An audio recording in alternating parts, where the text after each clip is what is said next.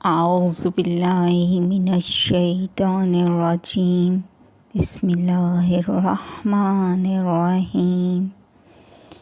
یہ کاشانہ بصیرت کا آڈیو بک چینل ہے اور آپ کے گوش گزار ہے اسلامی تہذیب و ثقافت۔ مؤلف ہیں ڈاکٹر علی اکبر ولایتی، مترجم ہیں معارف اسلام پبلشر۔ اس کا تیسرا باب ہم پڑھ رہے ہیں اسلامی تمدن میں علوم کی پیش رفت، اور ابھی ہم پڑھ رہے ہیں فلسفے کی ہیڈنگ کے تحت صفحہ نمبر 71 سے۔ 11ویں صدی ہجری میں میر فندر سکی کے فوراً بعد ملا صدرائی شیرازی کے جو کہ صدر المطالبین کے نام سے معروف ہوئے پیدا ہوئے۔ وہ اس صدی کے بالخصوص اشراق کے حوالے سے سب سے بڑے فلسفی ہیں۔ ملا صدر نے اپنی تعلیم کے آغاز سے نظریات کے پختہ ہونے کے زمانے تک 3 مراحل شاگردی کا دور، عبادت اور گوشہ نشینی کا زمانہ، اور تالیف اور افکار و آراء بیان کرنے کا دورانیہ گزارے۔ ملا صدرہ کی اہم ترین فلسفی تالیفات میں سے الاسفار الاربعہ اور المبدات المیات ہیں۔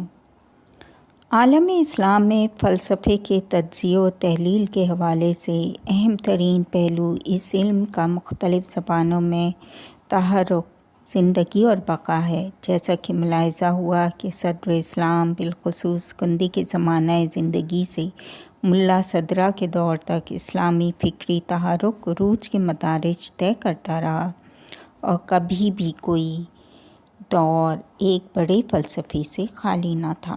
یہ ارتقاء ملا صدرہ کے بعد بھی جاری رہا۔ ملا صدرہ نے اپنی آراء ایک عظیم اور مکمل فلسفی تحریک مکتبِ فلسفی تہران کی صورت میں یادگار کے طور پر چھوڑیں۔ ان کے بعد یہ مکتب زندیہ خاندان کے دور میں اور قاجار حکومت کے دور میں جاری رہا۔ اس مکتب میں بڑی تعداد میں عظیم فلاسفہ یادگار کے طور پر چھوڑے ہیں۔ مکتب فلسفی تہران اب بھی جاری ہے۔ فلسفے کے بعد آتا ہے منطق۔ مسلمان اوائل سے ہی اپنی خاص منطق رکھتے تھے۔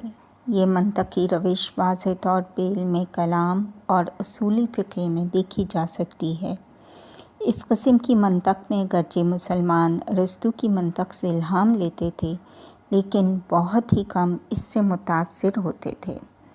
بطور خاص علم اصول الفقہ فقہا کی منطق شمار ہوتا آیا ہے کہ جو مکمل طور پہ مسلمانوں سے ہی تشکیل پایا، اور اہل کلام حضرات بھی 5ویں صدی تک ارسطو کی منطق سے کم ہی مدد لیا کرتے تھے، بلکہ اپنی خاص منطقی روش رکھتے تھے۔ عالم اسلام میں پہلی بار ایرانی دانشور ابن مقفع نے معقولات، عبارات اور قیاس کے عربی ترجمے میں سبقت کی، اور دیگر مترجمین نے بھی منطقی رسائل کا ترجمہ کیا۔ اس حوالے سے کندی، فارابی، ابن سینا اور حکیم لوکری نے کوشش کی، لیکن بو علی سینا نے کتاب شفا میں اگرچہ منطق ارسطو کے نصاب کو اصلی حالت میں رہنے دیا اور مکمل طور پہ اس کی شرح لکھی، لیکن اپنی دیگر کتابوں میں اس منطقی روش ارسطو کی روش میں بہت زیادہ کمی بیشی کی۔ انہوں نے کتاب منطق المشرقین کے دیباچے میں یہ تاکید کے ساتھ بتایا کہ وہ اس طرح کے مشائین کی روش پہ وفادار رہے ہیں۔ خواجہ نصیر الدین طوسی نے بھی منطق میں بہت تحقیق کی، اور متعدد کتابیں کہ جن میں سے اساس اور اقتباس، شرح منطق اشارات، تعدید المعیار اور التجریدینی المنطق تحریر کی۔ وہ منطق کو علم کے ساتھ ساتھ وسیلہ بھی سمجھتے تھے۔ ان کے خیال میں منطق ایک ایسا علم ہے جو معنی اور ان کی کیفیت کی شناخت کے ساتھ دیگر علوم کی فہم و ادراک کی کلید بھی ہے۔ ابن تیمیہ نے اسلام کے بڑے منطقیوں میں سے ہیں۔ ان کی اس حوالے سے اہم ترین کتابوں میں سے کتاب الراد المنطقین نقص المنطق ہیں۔ ابن تیمیہ کے بعد ارسطو کی منطق کے بڑے ناقد ابن خلدون ہیں۔ انہوں نے اپنی اہم کتاب العبر دیوان المبتدأ والقبر کے مختلف ابواب میں منطق کے حوالے سے گفتگو کی۔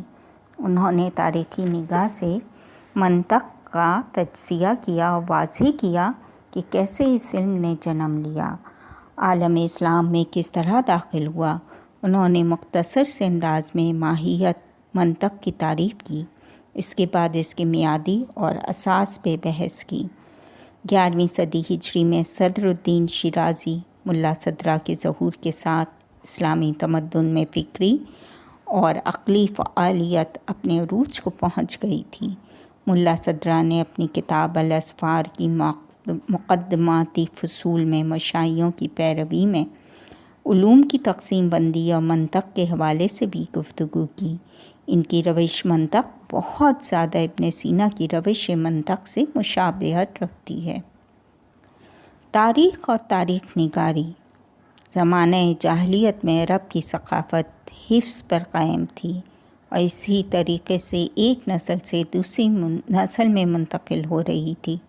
ظہور اسلام سے پہلے قرآن کی گزشتہ اقوام کی داستانوں سے عبرت لینے کی تعلیمات تک، زمانہ جاہلیت کے عرب لوگ وقت کے تسلسل کو ایک تہذیبی مفہوم کے طور پر نہیں سمجھتے تھے، لیکن سب سے اہم چیز جس نے مسلمانوں کو تاریخ نگاری اور تاریخ سے عبرت لینے کی طرف ترغیب دلائی وہ قرآن و حدیث کی تعلیمات تھیں۔ لہٰذا عربوں میں تاریخ اور تاریخ نگاری کا علم ظہور اسلام کے اوائل میں ہی وجود میں آیا۔ مسلمان اپنے تاریخی مطالعات میں قرآن اور حدیث سے متاثر ہوتے ہوئے سب سے پہلے پیغمبر اکرم کی سیرت اور جنگوں کی طرف متوجہ ہوئے۔ اس کے بعد تاریخ نگاری کے دیگر موضوعات کی طرف بڑھے۔ سب سے پہلے مسلمان مورخین میں ابو نجح متوفی سن 175 کا نام لیا جا سکتا ہے کہ وہ کسی ایک موضوع پر مبنی متعدد تواریخ کے مصنف تھے، جن کے کچھ حصوں کا ذکر تاریخ طبری میں موجود ہے۔ ابن اسحاق بھی وہ پہلی شخصیت ہیں کہ جنہوں نے سیرت نبوی پہ کتاب لکھی۔ اس کتاب کے کچھ حصے تاریخ طبری میں نقل ہوئے ہیں۔ اگرچہ یہ کتاب بذات خود ہمارے ہاتھ تک نہیں پہنچی، لیکن یہ مکمل طور پہ سیرہ ابن ہشام میں آ چکی ہے۔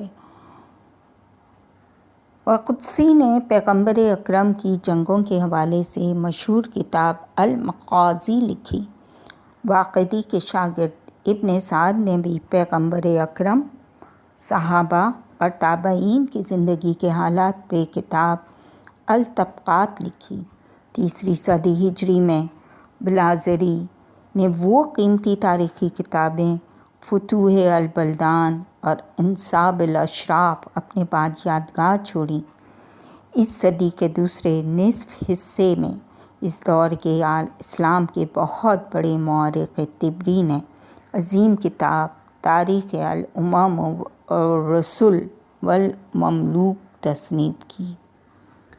5ویں صدی عیسوی میں چند بڑے مورخ گزرے ہیں۔ کتاب تجارت الامم کے مصنف ابن مسکویہ، سلطان غزنوی کے لیے لکھی جانے والی کتاب تاریخ یمنی کے مصنف عتمی، تاریخ بغداد کے مصنف خطیب بغدادی، 6 صدی ہجری میں حالات زندگی پر لکھی جانے والی کتاب الاعتبار کے مصنف اسامہ بن متعاقد اور سلجوقیوں کی تاریخ پہ لکھے جانے والی کتاب نصرت الفطرہ کے مصنف عماد الدین اصفہانی اس دور کے بڑے مورخ شمار ہوتے تھے۔ 7ویں صدی ہجری میں ہم بہت بڑے مورخین کا سامنا کر رہے ہیں۔ ابن اثیر جو کہ عرب زبان مورخین میں سب سے مشہور ہیں، اور انہوں نے کتاب الکامل فی التاریخ اور اسد القبایا تحریر کی۔ اس صدی کے دوسرے بڑے مورخین ابن خلکان ہیں کہ جنہوں نے اہم رسالہ دفیات العیان تحریر کیا کہ جو شخصیات کے تذکرے اور تاریخ ادب پر فہرست کی روش پر ہے۔ 8ویں صدی ہجری میں ابن ابی ذرا نے مغرب کی تاریخ کے حوالے سے اپنی اہم کتاب روز القرطاس اور ابو الفداء نے کتاب المختصر فی اخبار البشر تحریر کی۔ 9ویں صدی ہجری میں تقی الدین فارسی نے تاریخ مکہ تحریر کی۔ اسی صدی میں مقریزی نے مصر کی تاریخ اور جغرافیہ پہ اپنی اہم ترین کتاب الحفظ الدرآثار تحریر کی۔ 11ویں صدی ہجری میں سقری نے ہسپانیہ کی تاریخ پہ کتاب نفق الطبیب لکھی۔ عربی زبان میں تاریخ نگاری کے ادوار کی مانند فارسی زبان میں بھی تاریخ نگاری نے اسی طرح سفر کیا اور مراحل اور ارتقاء طے کیے۔ عربی زبان کے مورخین کی مانند ایرانی مؤلفین نے بھی بہت سے ادوار میں تاریخی کتب تحریر کیں یا عربی سے فارسی میں ترجمہ کی۔ فارسی زبان میں قدیمی ترین عمومی تاریخی کتابوں میں سے جو باقی رہ گئی ہیں ان میں سے تاریخ بلعی کہ جو کہ ابو علی بلعی نے 352 قمری میں تحریر کی۔ اس کے بعد کتاب زین الاخبار گردیزی 5ویں صدی کے پہلے نصف حصے کی تالیف کا نام بھی لیا جا سکتا ہے، لیکن ایران میں فارسی زبان کی تاریخ نگاری کا سب سے اہم ترین دور منگولوں کا دور یعنی 7ویں صدی کے بعد کا ہے۔ اس دور میں ہم فارسی تاریخی کتب نویسی میں انقلابی اٹھان کا مشاہدہ کرتے ہیں، اور اس دور کی اہم ترین تاریخی کتابیں تاریخ جہاں کشی جوینی ہیں کہ جو عطاء الملک جوینی کی تحریر ہے، عثمان بن محمد زجانی کی تصنیف طبقات ناصری جو کہ سن 658 قاف میں تالیف ہوئی، عبداللہ بن عمر بیضاوی کی نظام تاریخ، رشید الدین فضل اللہ ہمدانی کی جامعۃ التواریخ، فخر الدین داؤد بناکتی کی تاریخ بناکتی، حمد اللہ مصطوی کی تاریخ گزیدہ اور شرف الدین عبداللہ اوصاف شیرازی کی تجزیات الاسدار یا تاریخ وصاف، اور محمد بن علی شبان کارہ کی مجمع الانصاب ہیں۔ فارسی زبان میں تاریخ نگاری کی عظمت و بلندی تیموری اور ترکمانی ادوار میں بھی جاری رہی۔ ان ادوار کی یادگار کتب میں سے حافظ ابرو کی مجمع تواریخ سلطانیہ، شرف الدین علی یزدی کی ظفر نامہ، میر خواندگی کی روضۃ الصفا اور خواند میر کی تاریخ حبیب المیسر کا نام لیا جا سکتا ہے۔ ترکمانی دور کے بعد صفوی حکومت کے قائم ہونے کے ساتھ ہی فارسی زبان میں تاریخ نگاری میں یہ انقلاب شیعی نظریات کی اساس پہ تاریخ نگاری کی جدید شکل تھا۔ اس طرز کی اہم ترین تاریخی کتابوں میں سے ابن بزاز کی تحریر صفوۃ الصفا، اسکندر بیگ منشی ترکمان کی تاریخ، عالم آرا عباسی، یحییٰ بن عبد اللطیف قزوینی کی کتاب التواریخ اور قاضی احمد غفاری کی تاریخ جہاں آرا قابل ذکر ہیں۔ اس دور کے مورخین کی ایک بڑی تعداد صفوی بادشاہوں کی حکومت کی تاریخ کو تاریخ نگاری کا بنیادی موضوع قرار دیے ہوئے تھی۔ اس حوالے سے بہت سی کتابیں تالیف ہوئیں، ان میں سے بوداق منشی قزوینی کی جواہر الاخبار قابل تذکرہ ہے۔ افشاریہ اور زندیہ سلسلہ حکومت کے ادوار میں صفوی تاریخ نگاری شیعی رجحان کے ساتھ جاری رہی، اور اس دوران کے اہم ترین مورخین میں سے نادر شاہ کے مخصوص منشی مرزا مہندی خان استرابادی تھے کہ جنہوں نے بہت سے تاریخی آثار چھوڑے ہیں۔